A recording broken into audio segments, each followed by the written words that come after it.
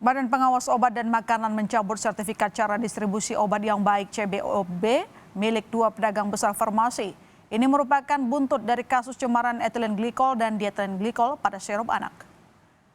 Dua pedagang besar farmasi PBF yang dicabut sertifikatnya adalah PT Mega Setia Agung Kimia dan PT Tirta Buana Kemindo. BPOM menyatakan keduanya terbukti menyalurkan pelarut propilen glikol yang tidak memenuhi syarat.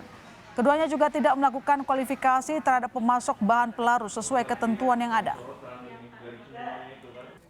Agung Kimia dan PT Tirta Buana Kemindo yang terbukti melakukan penyaluran bahan baku pelarut propilen glikol yang mengandung cemaran EG/DEG yang tidak memenuhi syarat dan melakukan pengadaan bersumber dari distributor kimia umum tanpa melakukan kualifikasi pemasok sesuai ketentuan yang harus dilakukan, akan juga diberikan sanksi berupa pencabutan sertifikat CDOB. Ya, jadi ada dua PBF yang dicabut sertifikat CDOB-nya.